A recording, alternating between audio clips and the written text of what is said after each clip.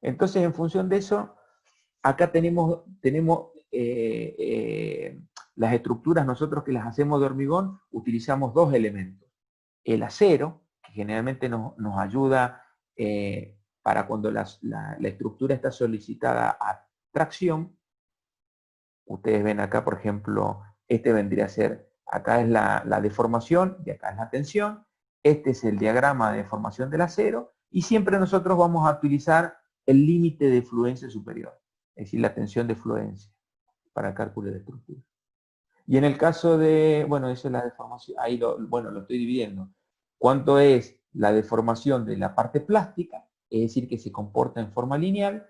Y después, si yo sigo solicitando al acero atención, se va a deformar, pero fíjense en que ya no es en forma lineal. Fíjense, este tramo es una recta. Y ya cuando deja de ser la relación entre la tensión y la fluencia, deja de ser una recta, ahí decimos que estamos en el rango plástico. Acá arriba sería la tensión máxima y en el caso del acero y después se rompe, se corta el acero si yo lo tracciono. Y con respecto al tema de los métodos de cálculo, vamos a tener dos tipos de métodos. El método clásico, que supone la relación lineal entre la tensión y deformaciones del hormigón. Se determinan las cargas máximas y se dimensiona tanto el acero como el hormigón para este rango de resistencia. Y se le denomina tensión admisible. Y nosotros el que vamos a usar para el cálculo estructural hormigón, que es el que usamos las tablas del Posiasaro, es el método de cálculo en estados límites. La relación entre la tensión y la deformación entre el hormigón se establece una relación que no es lineal. ¿Está? No representa la verdadera distribución, pero son compatibles con los ensayos hechos experimentalmente. Y se pueden determinar las solicitaciones máximas de servicio y cuál es el coeficiente de seguridad. Y se determina la solicitación última. Bueno, no nos va a quedar para ver el otro capítulo, pero del otro que yo le mandé, pero bueno, un poco nos vamos como haciendo la pequeña introducción en el método de cálculo. Nosotros vamos a trabajar, si utilizamos las tablas del Posiasaro, el método de cálculo de los estados límites. La otra opción es el método clásico. Pero ustedes si tuvieron esto de definir cuál es el método de cálculo, ustedes acuérdense que el año pasado, en estructuras metálicas y estructuras de madera, ustedes también vuelven a establecer los estados límites. En el caso ese, si yo uso una estructura metálica, uso un solo material, que sería el acero. Si uso la madera, uso un solo material, que es la madera.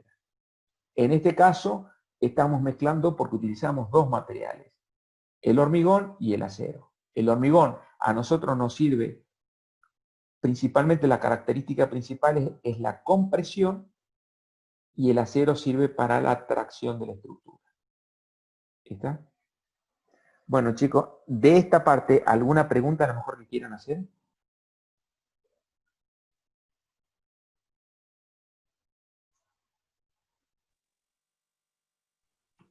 ¿Se durmieron, chicos? ¿Están o no? No, profe, se ve que no hay duda. ¿No hay duda? No, porque tenemos un poquito de conocimiento acerca de eso también, Bien. porque por ahí con Darío, en otras Ajá. materias. Bueno, sí, Ahí, nosotros ahora nos va a tocar en una etapa en donde tienen dos conceptos teóricos que vamos a ver en estos dos capítulos que vienen para poder ingresar en qué rango vamos a empezar a trabajar para el cálculo de estructura. Nosotros, después en los capítulos vamos a ir llegando a la primera etapa. Ustedes siempre en la estructura, digamos, es al revés de lo que pasa con la construcción. La construcción de un edificio nosotros hacemos primero la zapata, después hacemos las columnas, después hacemos las vigas y hacemos las losas. Generalmente lo que es viga y losa las llenamos en forma conjunta.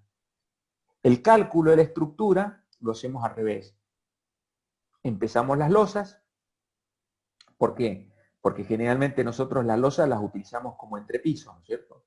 Entonces, las losas, una vez que nosotros diseñamos cuál es su funcionamiento y cuál es el peso propio de la estructura y cómo la vamos a definir a la estructura de la losa transmite sus cargas a las vigas. Las vigas entonces, ¿qué hacen? Reciben las cargas de las losas, y además a las vigas le suman la carga de la mampostería.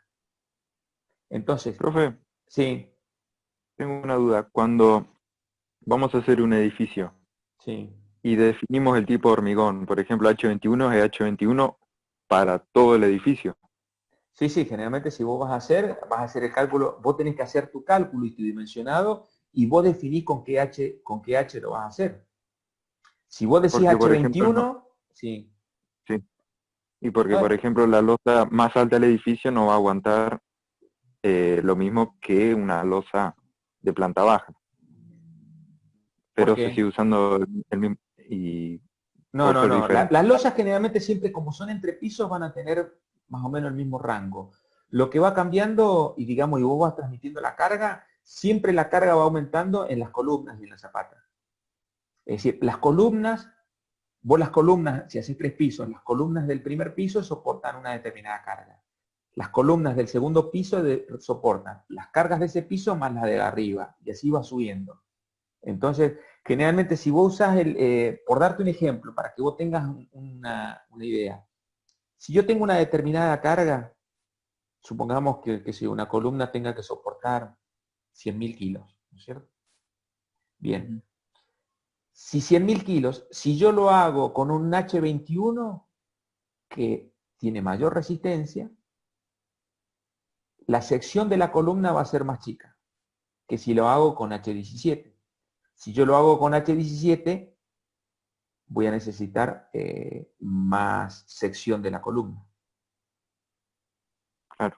Pero eso lo defino yo. ¿Está? Y la cuenta es bastante sencilla. Si vos tenés 100.000 kilos, ¿no es cierto? Y vos querés saber, digo, sin meternos un poco tanto en la teoría, pero si vos tenés, miren, si ustedes anotan una carga de 100.000 kilos, quiere decir que serían, estamos hablando de 100 toneladas, una columna que recibe 100.000 kilogramos. ¿Cuánto es la superficie en un primer número de algo sin meternos con tanta teoría y todo lo demás? ¿Cuánto es la superficie de la columna? Y yo tengo que dividir, si lo hago por H21, tengo que dividir los 100.000 kilos dividido 210 kilogramos por centímetro cuadrado, 100.000 dividido 210, y me va a decir los centímetros cuadrados que yo necesito de esa columna. Esto se los Ah, estoy diciendo un número aproximado. Yo todavía no nos estamos metiendo ni con los coeficientes de seguridad, bueno, para sobredimensionar, pero lo que te quiero decir es que si yo tengo una carga de diseño y utilizo menor hormigón de menos calidad, la superficie de la columna va a ser más grande. Si utilizo cemento de mayor calidad, la superficie de la columna va a ser más chica. está bien. ¿Está? Ese es el Sí, sí. concepto. Después, bueno, tenemos que ir viendo algunos otros conceptos que tienen que ver después con el proceso de cálculo, cuando nosotros hablábamos, o yo les presentaba ahí el tema de si el método es clásico, ¿no es cierto? O si el método, o si seguimos el otro método, que es el que vamos a usar nosotros, para el caso del procesar, ¿no es cierto?